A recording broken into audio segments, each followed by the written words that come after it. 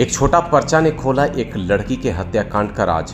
लापता के 42वें दिन भी जिस माँ बाप को था बेटी के आने का इंतजार, उन्हें बेटी नहीं बल्कि बेटी के कंकाल मिले। इस खबर को सुन आप शीतल उठेंगे। खबर झारखंड के रांची से है। लापता होने के 42वें दिन एक पर्चा ने खोला रश्मि हत्याकांड का राज। प्रेमी पंकज गिरफ्तार। राजधानी रांची के चुटिया इलाके में 13 फरवरी को लापता हुई लड़की की 42वें दिन सनसनीखेज मौत का खुलासा हुआ है। रांची पुलिस ने करीब 1.5 महीने से एक लड़की की गुमशुदगी और कंकाल की बरामदगी की गुत्थी नहीं सुलझा पाई थी, लेकिन एक दिन एक छोटी सी रसीद ने इस ब्लाइंड मर्डर मिस्ट्री के तमाम राज से पर्दा हटा दिया।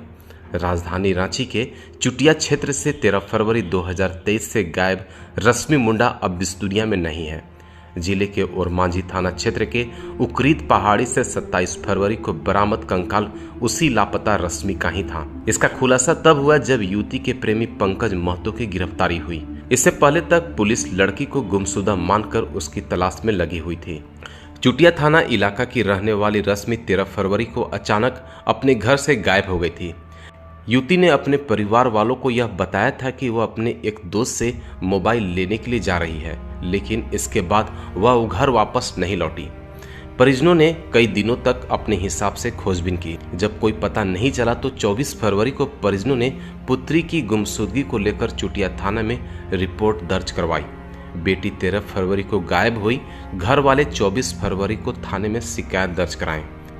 सीसीटीवी फुटेज और कॉल रिकॉर्ड के आधार पर पुलिस को जानकारी मिली कि ओरमांझी इलाके के रहने वाले एक युवक पंकज महतो से लड़की की अक्सर बातचीत हुआ करती थी। चुटिया पुलिस ने पंकज को बुलाकर पूछताछ की, जिसमें उसने पुलिस को यह कहकर बरगला दिया कि युवती उसकी दोस्त थी और वह उसे बहन के रूप में अक्सर बातचीत किया करता था। पंकज का बयान लेकर परिजनों से मिली जानकारी के आधार पर चुटिया थाना पुलिस लड़की की तलाश करती रही, लेकिन उसका कहीं कुछ पता नहीं चल सका।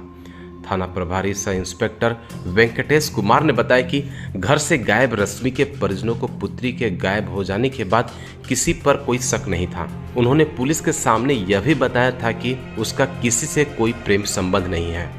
परिजनों को लगा था कि वह परिवार वालों से नाराज होकर अपने किसी सहेली के घर चली गई होगी, इसलिए परिजन उसके घर लौटने का इंतजार करते रहे। इसलिए लापता होने के करीब 10 दिनों तक पुलिस को जानकारी नहीं दी गई थी। वहीं युवती और पंकज के रिश्ते को लेकर परिजनों को हवा तक नहीं था। बताया गया कि युवती के परिजन अपनी बेटी के सकुशल लौट जाने की राह देख रहे थे। इस घटना को करीब 1.5 महीने बीत चुके थे। इस बीच 25 मार्च को युवती की मां ने युवती के घर में पड़े कुछ किताबों के पन्ने को यूं ही पलटना शुरू किया तो उसके अंदर से एक डॉक्टर का पर्चा मिला। उस पर्चे को देखकर परिवार वाले सहम गए और भागे भागे चुटिया थाना प्रभारी के पास पहुंचे।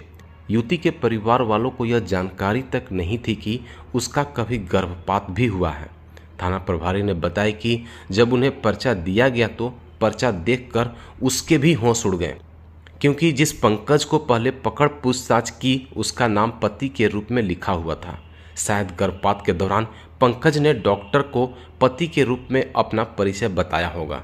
बताया कि उसके बाद तुरंत फिर 27 मार्च को पंकज को हिरासत में लेकर पूछताछ शुरू की।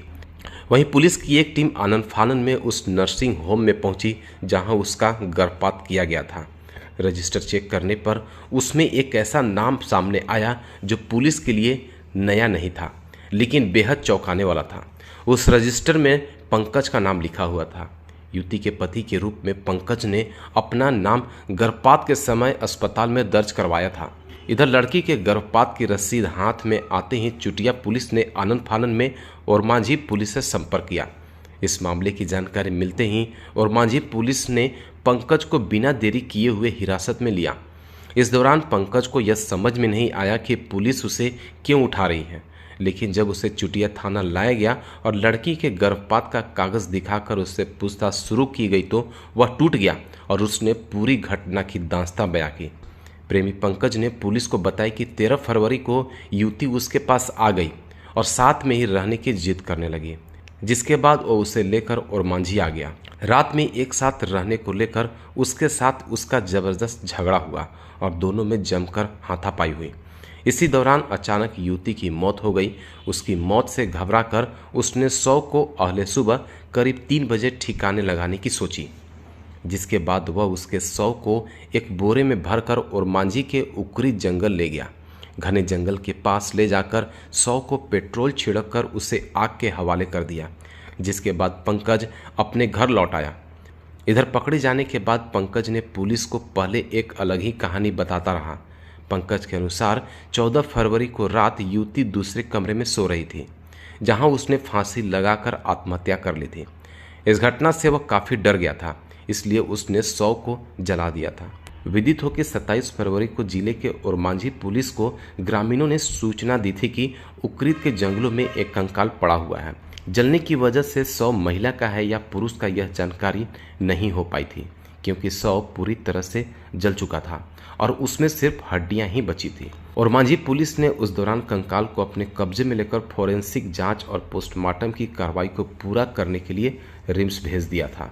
42 दिन जिस बेटी के जिंदा होने की आस लगाए थे परिजन, अब उसी के कंकाल का अंतिम संस्कार करेंगे।